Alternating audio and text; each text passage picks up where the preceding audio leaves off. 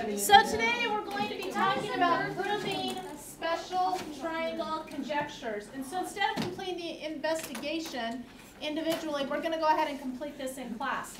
So if you turn in your book to page 244, we're going to go ahead and walk through this together. And then we've got a few conjectures, and then you'll have the rest of the time to work on your assignment. So the first thing we're going to talk about is what's known as the symmetry line in an isosceles triangle. So your first step is to construct a large isosceles triangle on a sheet of paper. Now, some of you are wondering, how do you construct a large isosceles triangle? First of all, you're going to start with the segment. Okay, so you're going to start with this segment. You're not going to label it A and R yet. So just go ahead and start with a segment. Once you get that segment drawn, you're going to place a point K up here at the top. So once you get that segment drawn, you're going to place point K right up here. And notice it's going to have to be above the segment. So right now on your paper, you should have a segment and you should have point K above the segment. Once you get that K drawn in, now you're going to take your compass and you're going to place the tip of the compass on point K. You're going to open up your compass so that it is further than the distance to the segment, and you're going to make an arc. And notice how they made an arc here. When you make that arc, the two intersection points are now going to be A and R. Now that is an isosceles triangle. So go ahead and label those A and R. And notice that K is the vertex angle. The vertex angle, remember, is the angle that's opposite the base of the isosceles triangle. So that's step one. Okay, if you were to measure AK and RK, they would be exactly the same measurement. So now step two. Construct angle bisector KD with point D on AR. So remember how we do an angle bisector. So what we're going to do is we're going to go ahead and grab your compass. You're going to go ahead and place one tip of your compass on point R. Okay? Remember what you're going to do now is you're going to go ahead and open it up to a distance a little over halfway between the distance of AR, and then you're going to go ahead and swing your compass. Okay, once you get that done, you're going to go ahead and do the exact same thing from the other side, from point A.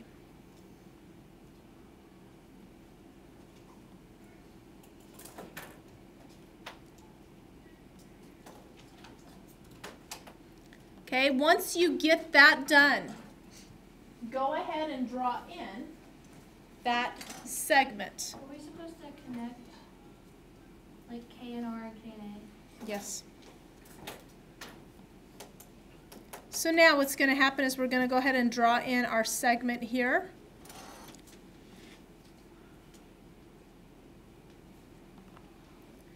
And we're going to go ahead and label that intersection point here as point D. So I'm going to go ahead and let you get caught up. You should have exactly what I have on the board. Now, since it's an angle bisector, what do I know about the two green angles that I just went ahead and labeled? They're the same. They are the same. And so let's look at the next question. Do triangle ADK and triangle RDK, do they look congruent? No. Yeah, they do. Okay, if they are congruent, then KD is a line of symmetry. Let's look at step 3. With your compass, compare segment AD and RD. So, with your compass, compare AD and RD.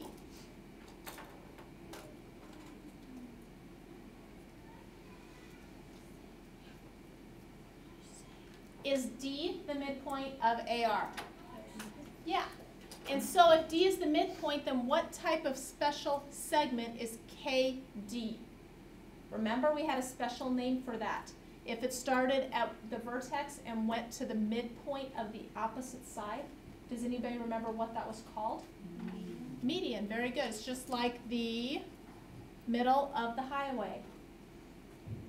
So now let's look at what it says now. Compare angle ADK and angle RDK. Do they have equal measures? Yes. Are they supplementary? Yes. Yes. And so what conclusion can you make? It's at 90 degrees. So what do we call that? What do we call that segment if it makes a 90-degree angle? It's a right angle. Yeah, let's be a little more specific. You're correct. But let's be a little more specific. What else could KD be called if it makes a right angle? Yeah. The perpendicular bisector. Okay, I'm thinking of another one specifically in a triangle. We had a special name for this. Altitude. There you go. Nice job. So KD is an altitude. So now, obviously, we don't have to compare because we went through this together in class. And so now we've got two more conjectures we're going to add. So if you go ahead and go to the conjecture part of your notebook, here are the two conjectures we're going to be looking at adding. We're going to talk about the vertex angle bisector conjecture and the equilateral equiangular triangle conjecture. So first of all, if you want to go ahead and get those down, and then we're going to fill in the blanks.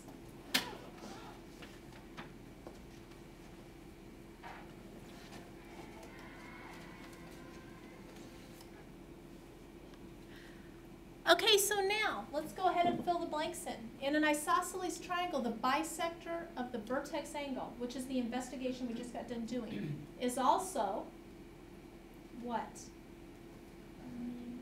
The median, yes, and the altitude. Good. So we need to go ahead and fill those in. The altitude and the median to the base.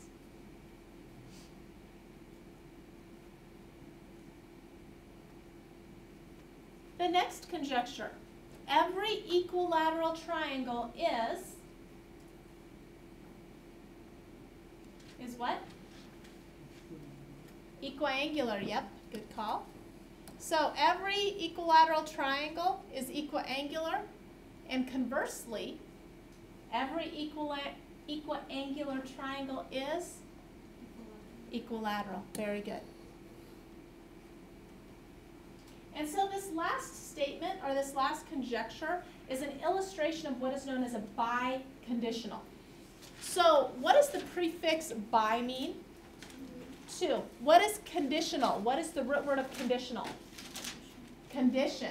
So really a biconditional means two conditions. And so basically a biconditional is a statement and its converse are both true. So if you think about that, a statement and its converse, that's two things. So two conditions are both true. So that's something to file away. Your assignment then is going to be found in section 4.8. Now, by the way, this is the last section. We're looking at a test probably Wednesday, Thursday-ish, okay, in chapter 4. And so your assignment is going to be found on pages 245, 246. It's going to be to do numbers 1 through 5. Now, this will be due tomorrow. So tomorrow, this is what I'm looking from you for, pages 245 through 246. I'm also looking for the worksheet, the triangle worksheet that I gave you on Friday. Okay, so we need to have that ready to go for tomorrow as well.